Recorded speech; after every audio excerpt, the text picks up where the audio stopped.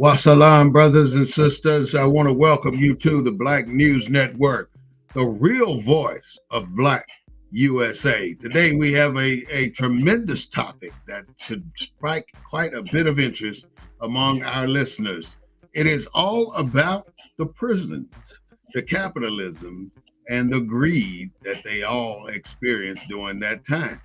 But with us today, I have my co-host, which is none other than the one and only Mr. Chuck Slaughter, who will be here with me today. Say, Chuck. And then again, Mr. Claude Foster out of Houston. Black Power. Yes, sir. That's what I'm talking about. So, I'm going to just give a scenario of what I'm thinking about today, and then you guys can come in at your will and tell us what you think about it. I go all the way back to the United States Constitution back in 1788 when it was ratified. And then the 1789, just 1 year later, they were already up to 13 amendments, which the 13th Amendment gave them an alibi to throw us back on the plantation, which they said neither slavery nor involuntary servitude except as a form of punishment. I mean, that was like the nail in the coffin right there for me, because that sealed the black man's faith when they said neither slavery nor involuntary servitude. Now, this is 1789. And if you want to go back a little further, in 1865, that's when the Emancipation Proclamation came through and allegedly freed the slaves. So all these things are going on in America where they making sure that they are not left out in the cold with these plantations with nobody to work on these plantations. So prison system was developed. And with this prison system, they were able to put black people behind bars and then farm them out to the farms to continue the exact same thing they were doing while they were slaves. And when you become a incarcerated person, you really don't have any rights, and you really can't say no, because if you don't work, you don't eat. Let them tell it. So they take your rights and they make you work for nothing, or for $1 an hour or some bullshit like that. So today I want to dive into all of this stuff, all the way through the birth of a nation, through the white supremacy, the KKK, how blacks migrated to the north, the west, the east, how they left the south, getting the hell up out of there.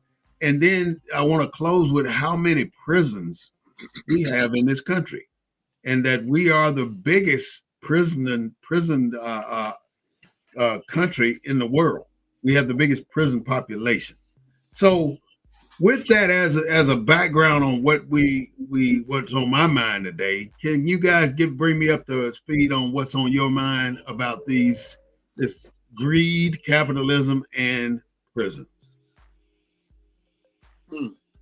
Well, I tell you, what I would do, because my mentor is right there when we got to talking about, prisons and the number of people, black people in prison and stuff. We'll go back to 2004 when we were working on the Unlock the Vote campaign to let formerly incarcerated people know that they had the right to vote. That was a giant step forward for us here in Texas when I think it was in 1997 when George W. Bush allowed the law to go uh, into effect without his signature. So that's how we got the right to vote here in Texas. Then through the NAACP National Voter Fund and Claude Foster here, became an activist to go out and advocate on behalf of the formerly incarcerated people here in Bexar County. The outreach coordinator here for the Unlock the Vote campaign. So you don't call a formerly incarcerated person a convict is inappropriate. Would that be a correct statement? Yeah, that's why we came up with the term FIP. A formerly incarcerated person, a FIP. That's what we started calling them. Okay, because people need to know that you keep calling a person a convict anymore. No, it's just we thought that's too negative. So, but during that time, we registered about 10,000 ex-offenders, FIPs, and their family members and stuff here in the state of Texas. So, but they haven't come together politically to have a voice to join a movement on their behalf. So I talked to a couple of them. I do have a group that might want to come on the show since this is a political season and be recognized and talk about the good things they're doing in the community right now here in San Antonio. And I think they're a good group, and I'm waiting for an opportunity to bring them in. And now that we begin to talk about the prison system and how it profits off the American people in this country, not only blacks, but anybody in the prison system that's got a birth certificate, supposedly in this country, is a way that this country is making money off of the prison system, which is why they got so many of them in prison in the first place. But I'm going to rest and let my mentor take over and lay it all out there for you. Well, thank you, Chuck, for giving me all that credit. I wish you wouldn't, because I've grown since those days. So what I used to believe, I don't really believe anymore, and what I used to think, I don't think anymore. But I will say, to piggyback off Brother Bay, the Emancipation Proclamation wasn't a freedom document. It was a war document to get slaves to fight for the Union to help defeat the Confederates. So I think we need to clear that up first, that it was a war document. It wasn't a truly emancipation document in the sense of equality, freeing the slaves and that kind of thing. It was the North needed bodies. And no one fought more vehemently for the North than African Americans, because they saw in that fight freedom. And so that's what the Emancipation Proclamation was all about. And it's kind of funny. Brother Bay also mentioned a fact about the 13th Amendment and that whole element of except for being a prisoner, except for conviction of a crime. All that's tied to capitalism. Slavery was capitalism. Just because the North defeated the South and ended slavery doesn't mean that capitalism ended. Capitalism is a system based on a fundamental economic inequality. A small portion of the population controls the means of production, while most of the remaining population is forced to work for them. The prison industrial system is free labor. So I think what we have to understand is that the prison industrial complex is cheaper than having a country that has a social network to where people are fed, people are clothed, and people don't go without medical care and all like that. That's cheaper than having a system that takes care of its population. So, I was watching the NAACP Image Awards last night, and they had the NAACP's been around for all those years, right? But every corporate sponsor was a white corporate sponsor. Yeah, absolutely. I paid attention to that too, Claude. I thought I tried to call you. Capitalist corporate sponsor. Right. After all these years in America, the premier organization for Black folks, allegedly, I don't really necessarily believe that anymore. It's only 250,000 members. It's 46 million Black folks. I don't know whether or not they're even a adequate representative of Black folks. I think they are for white folks. I think that white folks established the NAACP to do exactly what it's doing. Mm-hmm. And that's just the longest surviving civil rights organization there is. Right.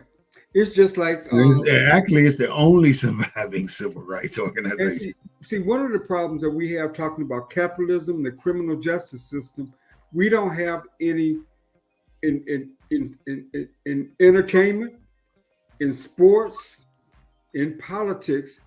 We don't have people like the Muhammad Ali's, the Stokely Carmichael, the Malcolm X's. We don't have these kind of public intellectuals that are out there giving the people the truth. We're kind of like we're in this place, Brother Bay. We're in this place. Can you imagine Muhammad Ali went to Palestine standing up for the Palestinians? Can you imagine a Black official today doing what he did then? Oh, he'd get assassinated right quick. No, because the Jews got what they call this BDS system: boycott, divestment, and sanctions. So you let any Black person jump out there. Mm-hmm. What you call it? Say it again. We don't have the type of leadership, and I worry sometimes, man. Our people are out there wandering around, and our choices have come down to two races: Trump and Biden. That's what Black folks are thinking, and that's what they're being told, and they're being told, take the lesser of two evils. We got a criminal justice system that's number one in the world. Mm-hmm. We lock up more white people than anywhere else in the world. Mm-hmm. Now I can go in country in the world.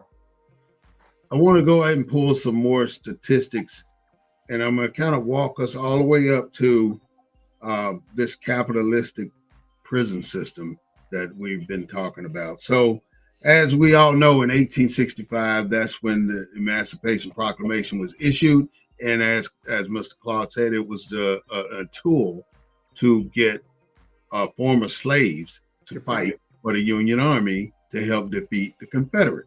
So, 1865 is following the 1788, 1789 13th Amendment, neither slave nor involuntary servitude. Millions of Black people leaving the South, going up north and going to the West and going east, going everywhere but South. I mean, if you watch the migration numbers, you'd be surprised at how many people actually left from down South. So in 1865, also, the Civil War ended. And when the Civil War ended, Black history, according to the white folks, started when the Civil War ended. And in 1865, the Ku Klux Klan was born as well. In the same damn year, we got the Emancipation Proclamation, we got the Ku Klux Klan as well. And then a few years, not very many years later, where they wanted to just drag Black folks through the mud and make them look like shit, they came out with this movie called Birth of a Nation. And it made everybody, all Black men, look like they just was slobbing at the mouth for white women. And it was shown at the White House.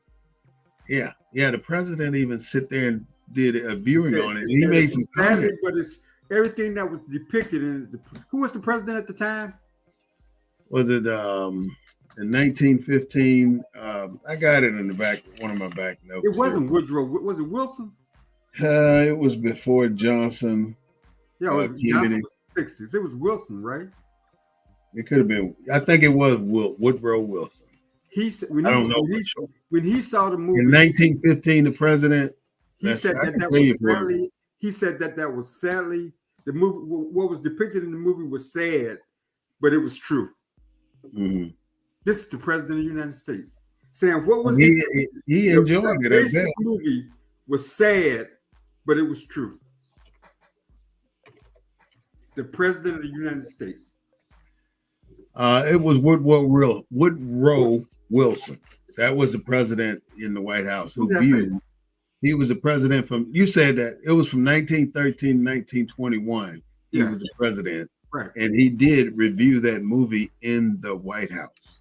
Now, what I'm going to tell you in a little bit about how many senators, how many governors were all members of the KKK, you'd be surprised. It's a lot. We had 11 governors that were members of the KKK. 16 senators were members of the KKK, and 75 congressmen were members of the Ku Klux Klan.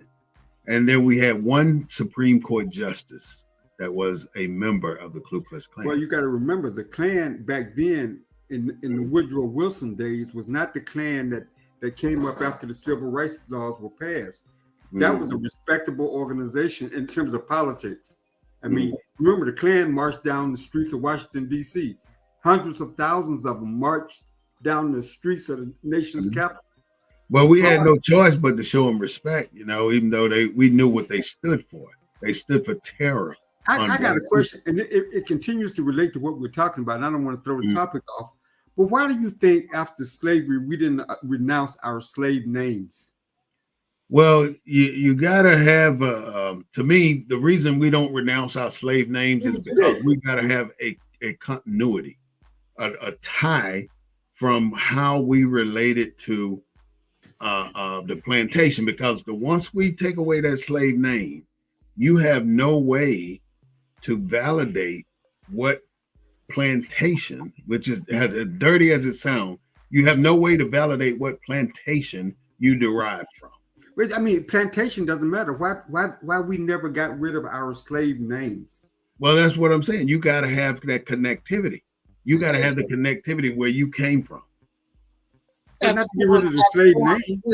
After 400 years of being branded with a European name, I mean, you just not, you just had to be free. Let's talk on this for a minute. Why would if I took away my Smith slave name right now, how would you know? How could I validate that I'll come off a plantation? I'm a descendant of a slave. No, I'm right, what does one have to do with the other? I'm just saying it's gotta have. We know Smith is a slave name. Yes. We know Foster is a slave name. Mm-hmm. I'm saying, why do we continue with these slave names generation after generation? You gotta show the connectivity. That's why my name was not changed. See, I'm gonna tell you why I'm telling you this, because I had initially changed my name to Jabir. I didn't want to be a Smith anymore. I wanted my name to be Jabir. I had some other name. But when I went through the research and the people that are doing this now, they said that the best way for you to ensure your connectivity to where you descended from is to maintain your slave name, because you're documented in Washington, D.C. under a particular name. You're documented on a social security number, on a particular name, and that name has an origin and a legacy of where they came from. Now, us being Bay, there's only two names that applies to us as Africans coming to the USA, and that is Bay and L, B-E-Y and E-L. Either you are Bay or either you are L. And the way Black people in America are doing this now, they're not eliminating their slave names. They're suffixing their slave name. I can read you something about that, but I'll get to it when we get. Yeah, I didn't want to throw us off topic. Because that's a good question, because it definitely gives us a reason to think about why we don't want to lose our lineage. Because if you don't know if you lose your lineage, your slave name, you're done. You have no connectivity. That's why they said, well, you have to connect to your ancestors. Well, I I mean, like that. I like that. how do we? I don't get the connectivity part. Connected to what? You absolutely. Even though I mean, I'm from Alabama. I know trifling that. as it sounds, I, as trifling as it I'm from sounds, Alabama. I know we that are the state I was descendants of born slaves. in had We are 11. the Mr. Smith plantation. I'm off the Mr. Smith plantation somewhere down in Mississippi, and I know this for a fact. But if I lose would that, that then change? how can I prove it? How can I prove where I descended from? Very, very important when they talking about reparations. It's important. Now, everybody in America has to be able to show their connectivity, and our connectivity with our ancestors is more important than our connectivity with our slave masters.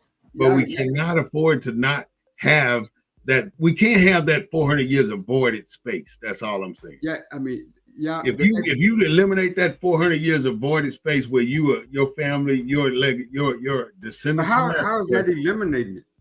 huh? How is that eliminating it? Because they took your nationality when your ancestors got here on this continent. Even if they were already here, they took your nationality. When they took, let me explain. They took your nationality. Now you no longer has a name. You no longer have a name affiliated with your ancestry. Now your ancestry now starts at your slave house. And if anybody saw you anywhere in the state, they knew this is your note said you off the Smith plantation. That's how that's your connectivity. And the slaves one more thing, the slaves that were off the Smith plantation came over. I'm just going to use the Armistead just because I can't think of another slave ship. Those are the slaves that came over on the Armistead, and they took the name of Smith because their slave master, the plantation master, was named Smith. Now you got connectivity from Africa to slave to plantation to now you're going back to your ancestry by suffixing your slave name with Bay or L. Now, that's all I had to say. Go ahead. All right. Can you tell? I wanted you to elaborate on the importance of the gold tooth. The gold tooth. Yeah, in slavery. I have no idea, Chuck. I don't know nothing about it. Well, that's where the gold teeth come from. Like you talked about mourning and other things. You know, the gold teeth was a way to identify your slave from your plantation. Mm-hmm. They put a gold tooth in his mouth. Okay. That's where the gold teeth come from. And we carried that over from slavery, just like we're carrying the chains around our neck over from slavery. Okay, well, let me go back to where I'm at so I can get us where we got to be by the end of this broadcast. Black, for after Birth of a Nation, we were all talked about like we were all desperate for white women, and they made it look like we were Mongols. We had no other choice but to go and get white women. Now let us get into what's really happening here in America with the capitalistic programs. There are 122 federal prisons in America. 122 federal prisons. There are 1,566 state prisons in America. There are over 600 county jails. And there are over 18,000 police departments. And there are over 3,000 sheriff departments. Now that is a hell of an army formed to fight Black people, because there's no other reason for all of these levels of correctiveness in place for white America. That's not for white America, that's for Black people. And if you really look down into the laws, they'll tell you the laws were written to control the Black man. Any law that was written was a result of some civil action that they didn't want Black people to do. I mean, and all the way to our second wave of terrorism, which after 1865 now becomes the second wave of terrorism. which is the Ku Klux Klan, the Jim Crow, the Black Codes. That's our second wave. We have endured 2 generations. That's why me and Chuck was talking the other day about the Holocaust. They ain't got shit on us. So I don't even want to call it the Black Holocaust because we're so far beyond that, it ain't even funny. I mean, the Holocaust is superficial compared to what we went through. So do we acknowledge that the prison industrial complex is a capitalistic instrument? Hell yeah, of course. Yeah, and when you talk about when Warren and a friend of mine in Atlanta brought this thing to me about authenticating your birth certificate, becoming a member of a nation, okay? And when they brought that to my attention, and they realized that the birth certificate and your social security card has a code on it that is attached to your name. When you go to prison, they are able to use that code as a form of trade. What am I trying to say here? A form of trade on the stock market. On the stock market. New York Stock Exchange. Yeah. And that's how they make into that too. I'm gonna mention that in this topic. I'm thinking, you know, how much money are taxpayers paying to keep all these people locked up in prison? How much of an impact on the taxpayers' dollars is that taking? Or are taxpayers paying that? It don't matter about that money because the money is made to pay the white man. And this from Johnson, like I said, we were refugees when Johnson became president after Kennedy.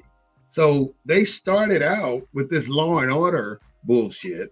Every one of these presidents, Johnson, Nixon, Ford, and Carter, well, it really got bad when it got to Reagan. See, Chuck, you got to understand, the prison industrial system, it's part of this capitalistic system. The people that control the capital also control the politicians who control what systems are established in this country. Mm-hmm. So there's an organization. It's all one organized group. That's why it's so hard. You hit the nail on the head, Claude, because there's a political a capitalistic organization, ALAC. That's why the Congressional Black Caucus can't rescue us. Nobody. Because they're controlled by that capitalism. They're controlled by ALAC. ALAC, which I was going to mention a little later. ALAC is the alliance between corporation and politicians. And most of the major politicians are part of ALAC. And I'll get to it after I go down. And see, the politicians throw in a little racism, depending on where we are in the country, to get elected, but they're controlled by the capitalists. They're controlled by ALAC. ALAC is the capitalistic all you side have to do of is look at and I wrote it down. All you have to do is look at the NAACP last night. The sponsors were Target, Vaseline, Denny's, Honda, Pepsi, Wells Fargo. Those are capitalist institute. These are the people that fund the prison industrial complex. Same one. Where you think a lot of them products are made? What do you think? How you think they exploit the free labor, the slave, and then they use politics to divide us because they don't make us not know that they're the ones getting. They don't paid. want African Americans and poor whites and all these people to come together. Let me take you on and show you where Ford when Ford became president, 74 to 77. There were only approximately 300,000 people in prison in the entire country. Carter came in after Ford, 77 to 81, and the prison population rose to a little over 515,000. Reagan came in after that, and this is where they started Just Say No in War on Drugs with that bullshit. And Reagan was determined to get black people in jail because the Black Panthers punked his ass when he was the governor of California, when they stormed the Capitol with guns, and they couldn't put them out. Why do you think organizations? Why do you think? Let's look at Muhammad Ali. Remember when Muhammad Ali fought Patterson? White folks didn't like Muhammad Ali because of his affiliation with the Muslims and his stance against the war. But when he fought Floyd Patterson was the white man's Negro. He gave all his winnings to the NAACP. I mean, we've always had them kind of people in our society. Let me share some stats with you guys to show you how capitalism influences politics. Mm-hmm. Jobs and income. This information is from the EPI analysis of Bureau of Labor. You're relating it to the prisons, right? The Bureau of Economic Analysis. Yeah, I'm relating it to the prison system. Jobs and income. Government should see to food, clothing, and shelter. 68% of all citizens. Only 43% of multimillionaires say so. Minimum wage should be above the poverty line. You talk about this all the time, Chuck. 78% of all Americans say it should be. Only 40% of multimillionaires, the corporate people, say it should be. Decent standard of living should be provided for the unemployed. 50% of all citizens, only 8% of multimillionaires. Social Security should be expanded. Oh, I'm trying to understand, Floyd, where does this correlate? I don't hear the correlation. This correlate because these are the people these are the corporate millionaires are the capitalists. These are the people we're talking about. Yeah, we know. These are the ones that control that represent the NAACP. So what I'm trying to show you what the multimillionaires think, that's what the politicians think, because they're bought off by the multimillionaire. The prison industrial What I'm going to show you, though, is how they do it. There's a way that they do it, and there's a way that we don't know about because we haven't had the opportunity to get involved with this big money like that. Well, they do it because we are so-called democracy. They do it through the democratic process. Now, I'm going to walk us all the way to it. Right now, I want to go back to where I was. Carter, 77 to 81, had 513 people in prison, 513,000 people in prison. Reagan, with the war on drugs and Just Say No, him and Nancy Reagan double the prison population. And then when the daddy Bush came in, he tripled the prison population. That's when we went over a million from 89 to 93. But Brother Bay, you're talking about the outcome. That's the result. I'm talking about why is it like this? I'm going into the details. And so if you don't understand how you got there, then you never understand the whole concept. So I want you to see the trend on how you developed into this capitalistic prison system. That's exactly what I'm trying to go through right here. Because you was bamboozled. Because it's all in the politics. You got all these. That's what I'm saying. What I'm saying is, with your stats, you're just showing the results of. Absolutely, but in order for you to understand what you tell democracy, you need to know how you got there. Nobody knows how you got to these numbers you're talking about. I'm telling you how you got there, and then I'm going to tell you why you're there, and then we're going to talk about it. But you got to understand why you're there before you can say why you're there. Okay. Bush went over 1 million. Then Clinton was the worst president of all. He doubled. It went from 1.1 million under Bush. Under Clinton, 93 to 01, it went to 2.1 million people in prison. And that's where the three strikes you out came in. That's where they kept talking tough on crime. And the current police doctrine that we use right now today was developed by the Clinton administration. That's why you see how they double down on black neighborhoods. And anytime they want to put people in prison, they go straight to the black neighborhood and they double down on whatever crimes they can capitalize on in the black neighborhood. After Bush, it went up to about 2.3 million people in prison and it stabilized right there. We were regulated to a permanent second class. And because we were regulated to that class, now we got a open market on who we can target to keep our prison population up. Now, if you got 95% white prosecutors in the country of America, then you're in a position where 9 out of 10 black people will go to prison if they get a conviction. Prisons have been privatized for profit, and that's what we were talking about, because the private prisons, there's only two companies with private prisons, and that is Correction Corporation of America, and it's traded on the national stock market as CCA. You're saying the same thing, Brother Bate. It's corporate America. Let me read this to you. I mean, don't skip the parts, though. You got to get the details. This validates what you. This just reiterates what you said. Leading account. You ever read Michelle Alexander's The New Jim Crow: Mass Incarceration in the Age of Colorblindness? She argues that this punitive term reestablished a system of social control over Black Americans that had been challenged by the Great Migration and the Civil Rights Movement.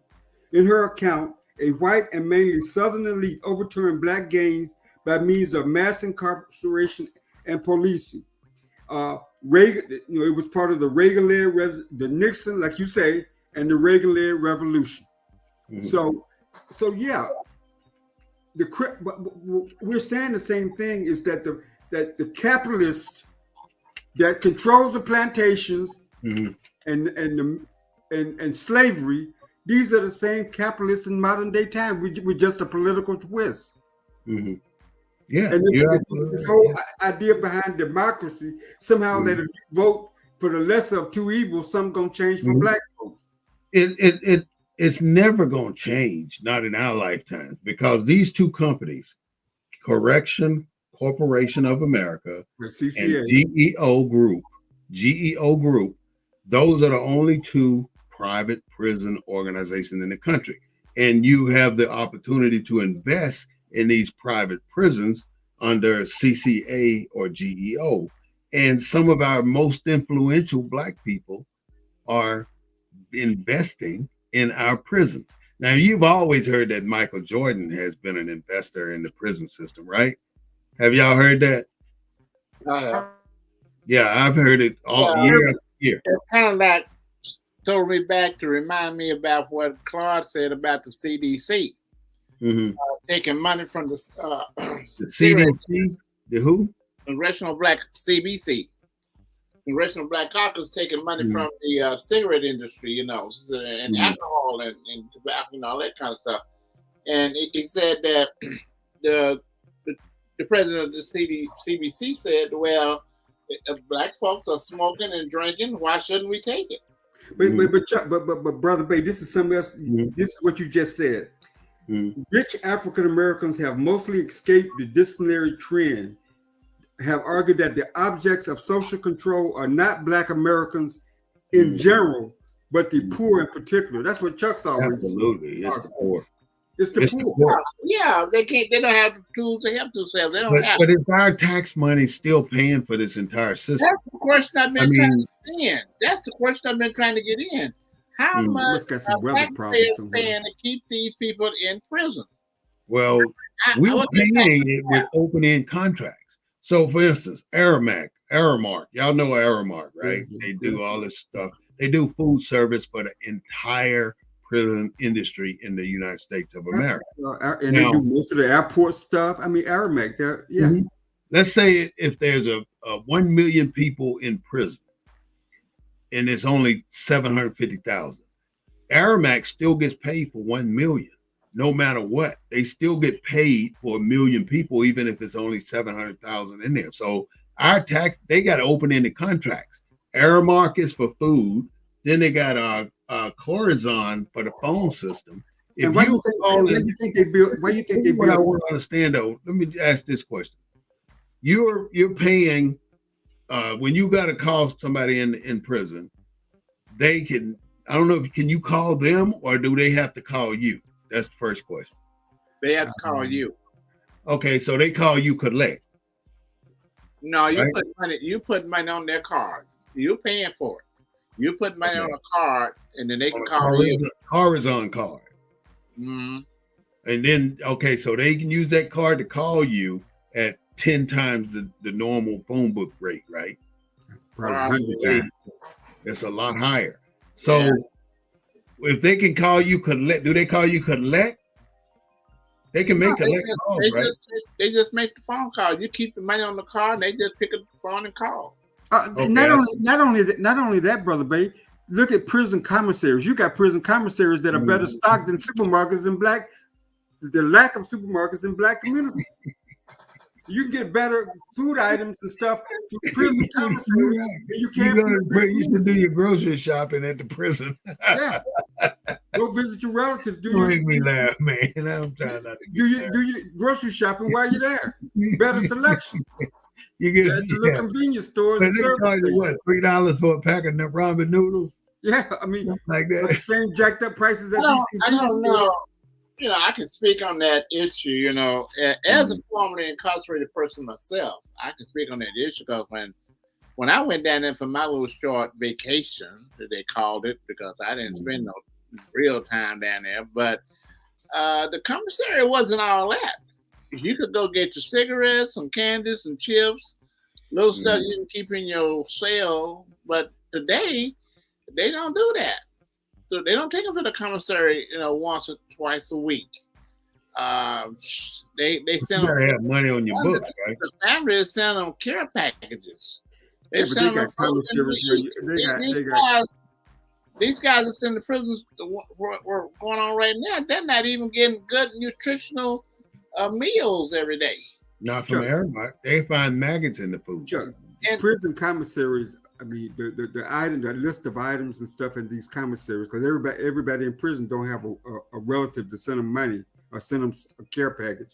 I'm saying that some of those prison commissaries are stocked better than some of the, especially in rural, poor America, got a better selection of grocery items than they do in some of these rural co-ops in rural America. Well, since they've created these two private industries, the CCA and the GEO, crimes against officers has skyrocketed 163% in the last 5 years, and crimes against inmate has only went up 30%. So these private prisons are in it for profit. They're not in it to make sure these prisons are taken care of. Some prisons right now don't have air conditioning. Some prisons don't have hot water. Well, one of the more egregious, I mean, this is a political thing. Look where prisons and jails are located in rural America. And the population of those prisons go toward the population of the area where the prison is located. They count them as part of their population. As part of that local population. That's why you got this misrepresentation. That's why rural areas. They can't vote, though, but you get counted. They get counted in that population. Federal dollars follow the population numbers. Federal dollars. Political power. Why do you think the rural areas of Texas carry so much weight when 90% of the population is in East Texas? Yeah, because that's what Texas has the biggest private prison in the country. I wouldn't be surprised.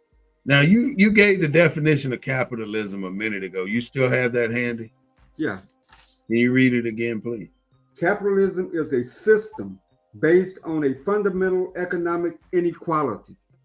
A small proportion of the population controls the means of production, while most of the remaining population is forced to work for them. Yeah. This inequality in wealth in turn generates massive inequalities in income. So that's the slave system. That's the plantation system. That's the plantation. That's why I was saying I believe that we got to reverse that. You know, quit waiting for the trickle down economy to get down here where we are.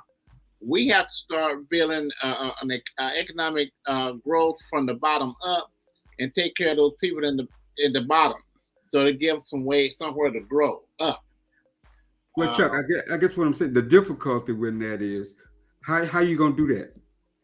Well, I don't know, but I'm pretty sure there's some brilliant minds out there that care enough about the people that. Maybe it's not. So maybe we had to get into the well and start educating and finding the talent in the well to and get them motivated to get involved with taking care of themselves.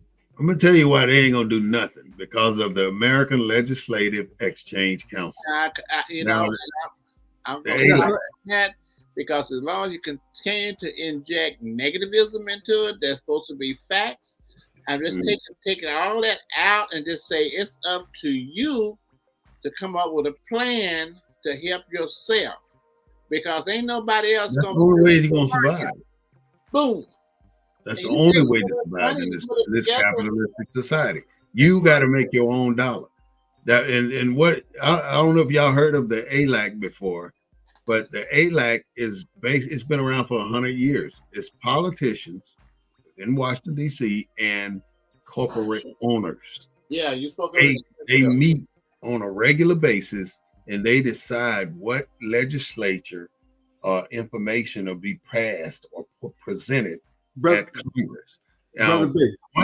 one senator presented something about 2 months ago, and he's so stupid, he presented it on the ALAC's letterhead, and then they saw it on the floor and said, well, what kind of shit is this? Whose document is this? You know, it was from ALAC, the Yeah, corporate America. all them groups, all of who you think fund these think tanks that tell Congress, that gives Congress the information, ALAC. the background, and all this kind of stuff. That's Corporation. Mm-hmm. Well, yeah, that's just one of the groups. But I mean, you got all kind of think tanks out there that provide the kind of data and support. Let me just share this with you. While I was getting ready for this meeting, come to find out that Charles Blow and Claude Foster was not the first people calling for a black state because of these issues we talked about. You know who the first person was?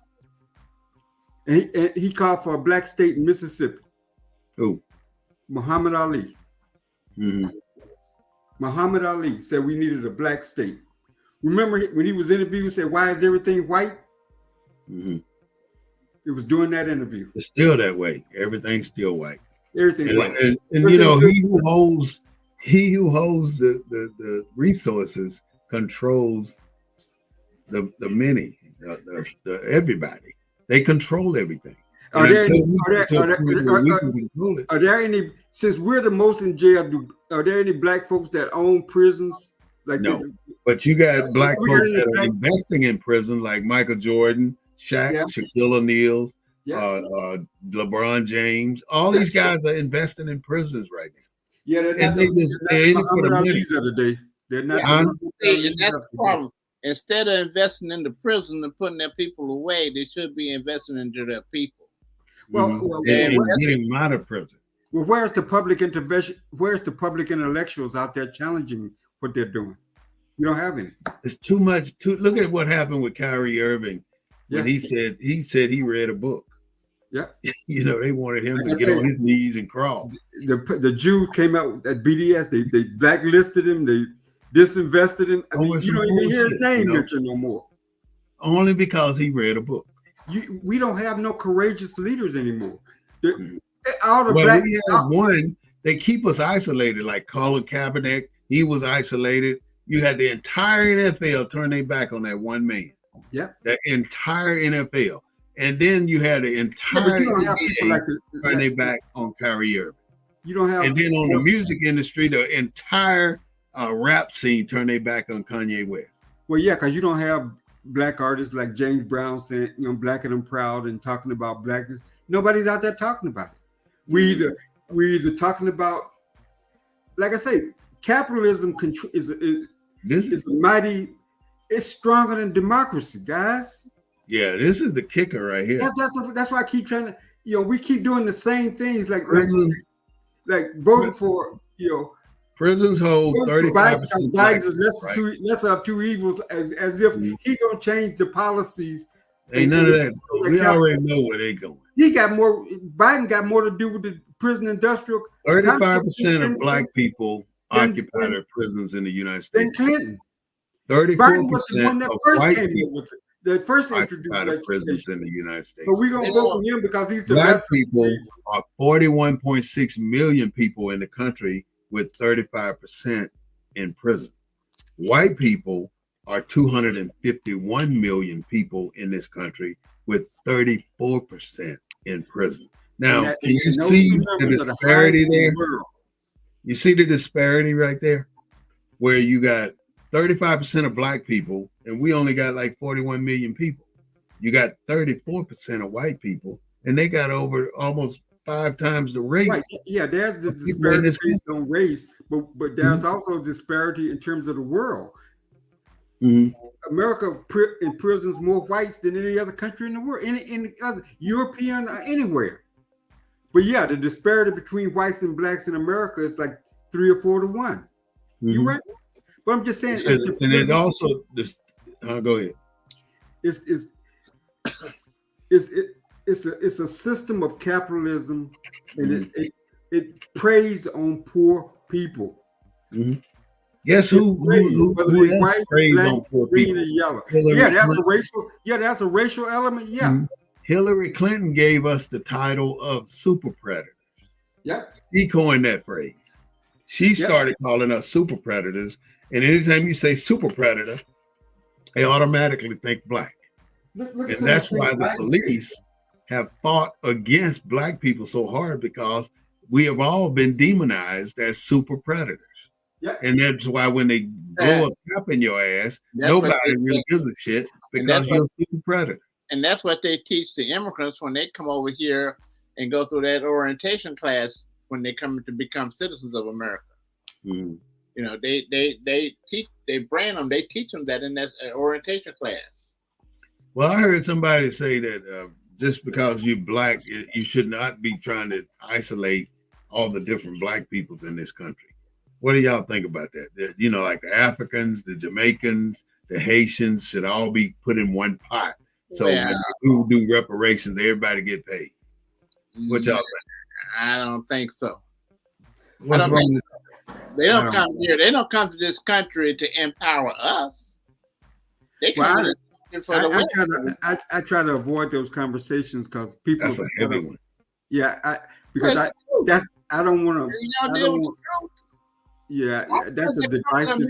Don't give Africans that come over here by free will, as immigrants or whatever. Let me ask you this. Raised here. Out of all the Africans, citizens. Out of all the Africans that come over to this country, how many of them are capitalists? How many of them own prisons? How many of them own all these companies I mentioned last night? How many Africans own any of those companies? I guess what I'm saying is we can start pitting one another against one another, but we ain't the issue. We got to accept them, but they put themselves against us. No, they don't. They come to here where we are at home, and they put themselves against us. What your boy Shoal? Talk to Warren about Shoal. Don't ask me, because I like his ass. Because they don't care. Look at the movie when Wesley Snipes and his brother, they call that a katate. Wesley Snipes said, "What? A cotton picker." And he whooped his ass. Well, Chuck, we got black folks that are not Africans that do the same thing. Call you cotton picker. Call you cotton picker and don't want nothing to do with you. Folks that are not African. That are not African immigrants. We're refugees, man. We're refugees. You know. So I mean, I don't want to. We're kidnapped. We're kidnapped. People are descendants of kidnapped. You know what the response to black crime or black progress is? What is the response to black crime? I mean, black progress. I'm sorry. The response to black progress. What is it? In America? Mm-hmm. What has it always been? It's it was lynching early in the 19th century. It was slavery prior to that. Mm-hmm. It's always been punishment. The response to black progress has always been punishment. And they double down on laws and they crack down on hate. You mean the punishment from white America? Yeah. But it's always been to punish black America for their progress. And what about look at all the little cities that popped up that were black owned and got burned out. Well, yeah, I understand that. Progress. But what about the envy from other black people for black success? Yeah, but Chuck, you're assuming that black folks can be envious all they want to. Black folks don't have the power. Black folks don't really envying holds them down. All right, holding him down because instead of praising this man for his success and getting on the bandwagon with it, he condemns it. That's a bunch of bullshit. Envy don't hold him down. Now, capitalists with money and power like them, but they hold them down. Envy don't hold you down. yeah. If envy holds you down, you got some serious self-esteem problems. Just like that's why you're worried about what somebody else is thinking about. Yeah, you're worried about what somebody else say. That if that's your issue, if that's holding you down, then you got some interpersonal issues you got to deal with. Mm-hmm. Because there ain't nothing a person. Yeah, I do, but I'm just okay. Maybe I do. Maybe that's because I'm not saying you do. I'm just saying I'm speaking in general. Maybe I read a few books that gave me some misinformation. Yeah. Because one of the things that was in, if you believe that the indoctrination that we call Willie Lynch, if you believe that envy was one of the things that he injected in there to keep us from being united, supportive of one another. So you think Willie Lynch is the cause of all this bullshit here? Well, I don't think Willie Lynch had a pot to piss in or what. Yeah, he's on the speaking circuit. He is that the psychology that we're living up under right now? That Willie Lynch is a let me ask you a question about that, Chuck. I wrote this down earlier. What does it mean to be black in a majority white society? You're in trouble. I can't answer that one. What does it mean to be black in a majority white society? That's $1 million question. That it's an easy answer to it, right? I think it's it's like Muhammad Ali said. Claude, what's the answer to that question? I don't know. I really don't know. I said you're in trouble. You're in trouble. I agree with you. I have to say, what would it feel like to be a black? And how did you ask that question, Claude? Answer it again. It's like Muhammad Ali said, "Why is everything white?" I think that's probably more to the answer. What is it like to be black in a white? Because think about it. White America, the education system taught you that all the black folks that agreed with white dominance were good, and all the black folks that were militant and anti-this and that were bad. That's what your education system taught you.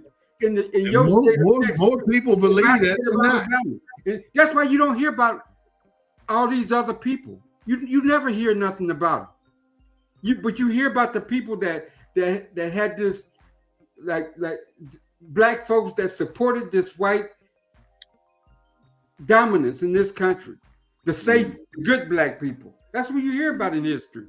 That's what our education system. That's what they taught us. All right, I got another question. System got us so screwed up. We think I got two questions. We think that the good Negro, the Negroes that we need to know about are the black folks that white folks taught you about were bad for black folks. Do y'all know Louisiana will no longer offer parole as of 1 August? Louisiana will no longer offer parole.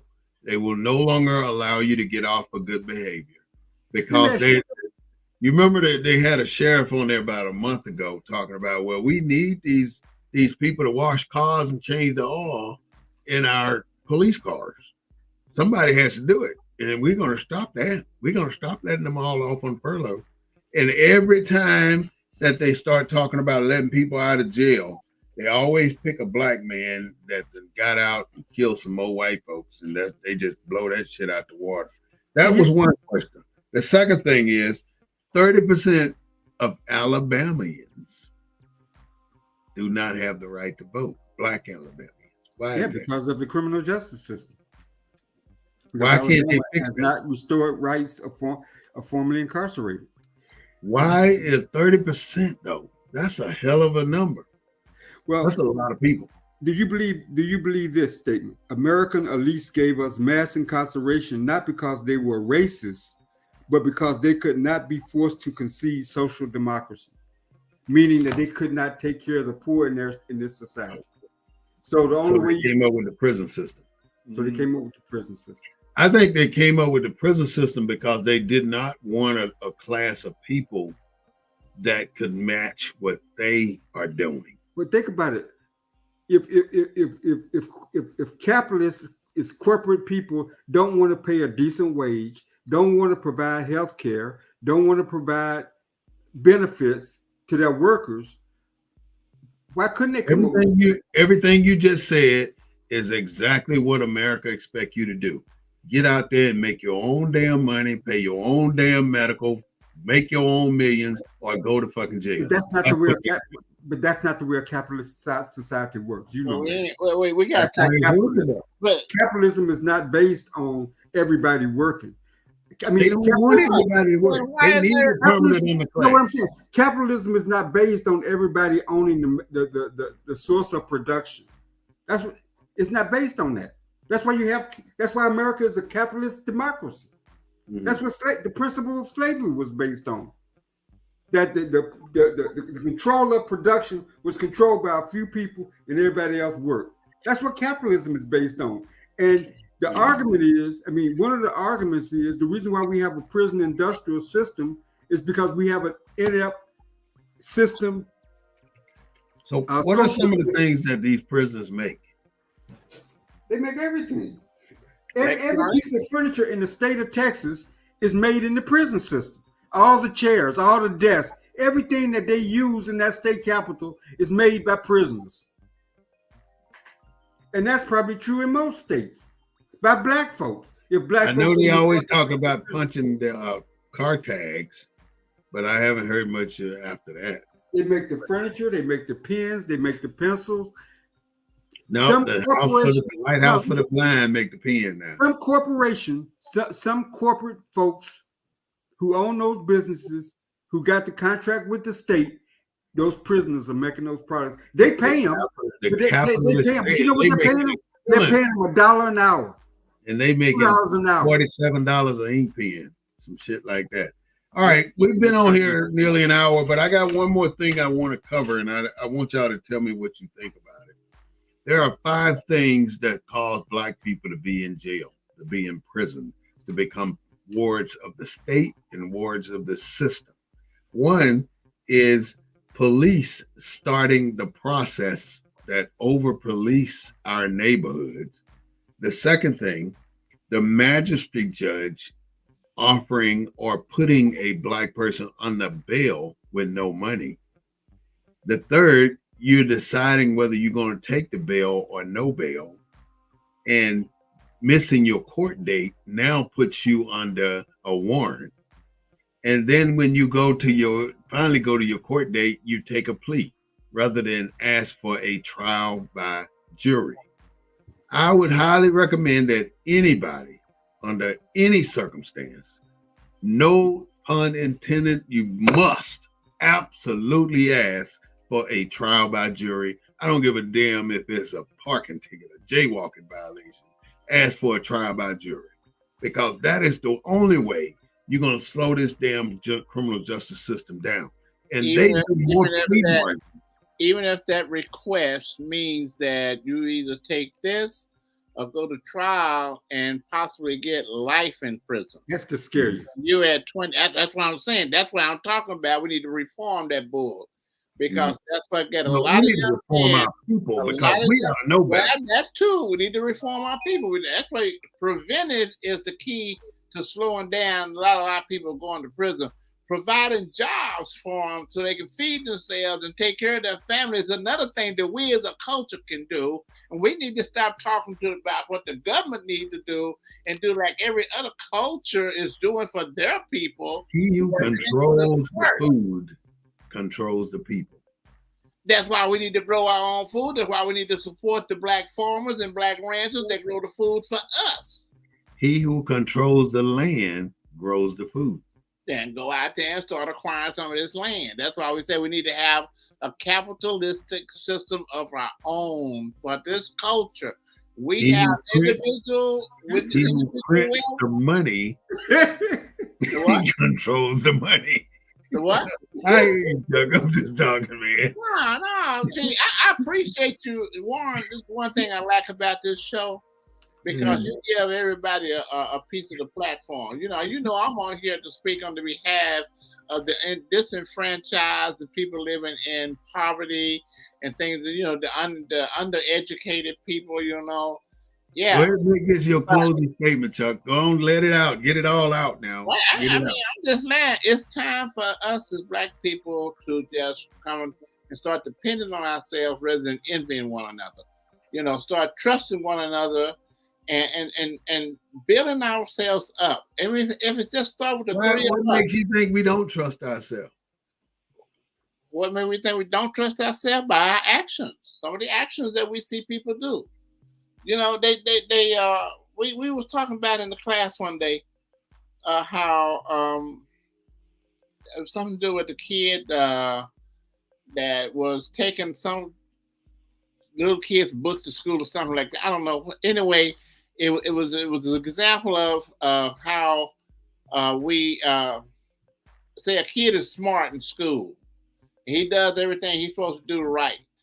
And then some of the other kids that come by thinking that, well, he thinks he's better than us because he did so and so and so. But no, he's just doing what he's supposed to do, what you should do.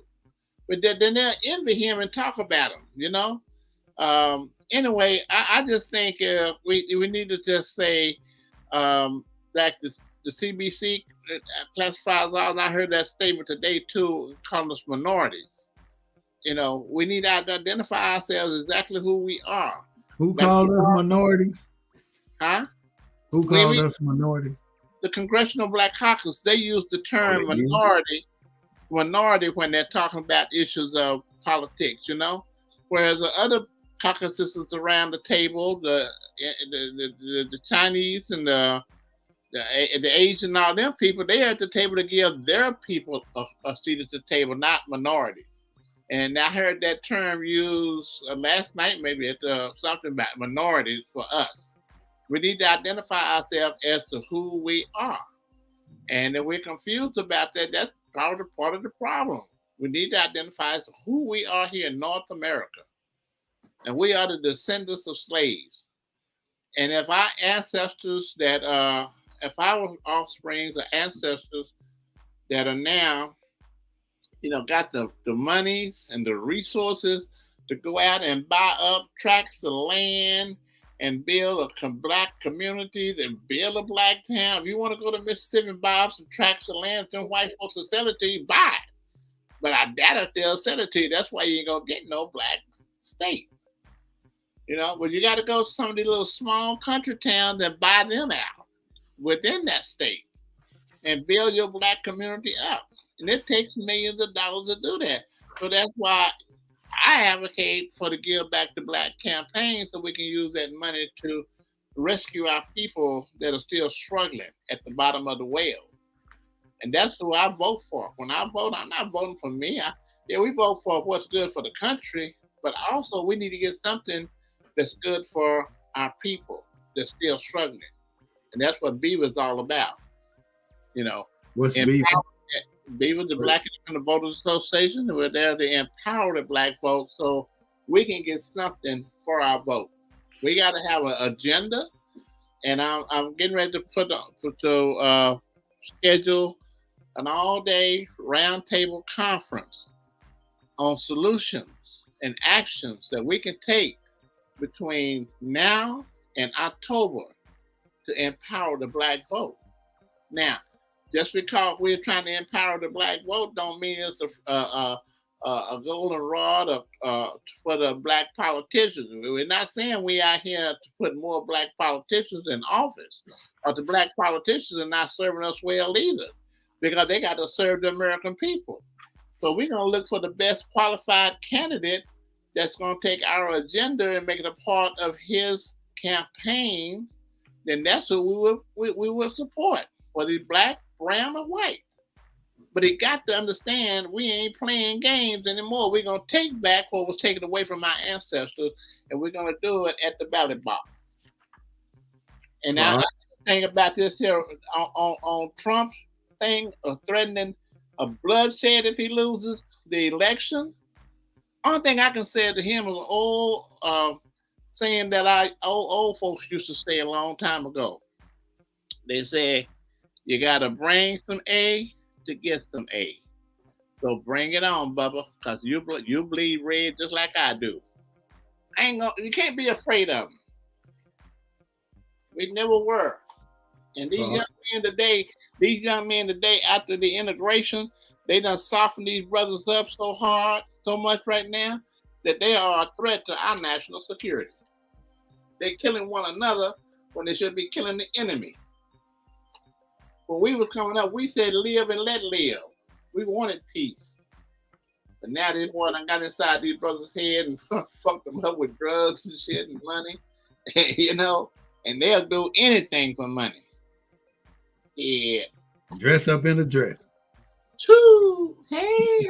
Oh, I'm sorry, I'm just bullshit. Ain't no sugar here, baby. Clark, go ahead. Well, Brother Bay, Brother Slaughter, I look forward to these weekly programs because the problem is the system. And if we're going to do anything to make the situation better, it is important to understand how the system works. That is a fundamental problem in our communities. We don't understand how these systems work. And whether it's our political leaders, whether it's our religious leaders, they become part of, they operate inside the system. They're not explaining how the system works so that we can develop some kind of program or some kind of tactic or something to work outside the system. They have learned how to work inside the system. They're using the system instead of teaching us how to manipulate around the system. And whether it's the political system, whether it's the capitalistic system, which is, by the way, is at the head of all these systems, whether it's political or whatever, the head of it is the same system that had slavery operating in this country. That's the same system we're dealing with. So I enjoy these conversations. I hope we can start getting more people to look at the videos so that we can broaden the dialogue and so that people will understand that we're not talking about the same old, same old. There's a reason why historically we don't know about leaders. This has been talked about before, but that past have been silenced by the same racist capitalistic system that's over the education system. They're over every one of these systems. That's why we don't know.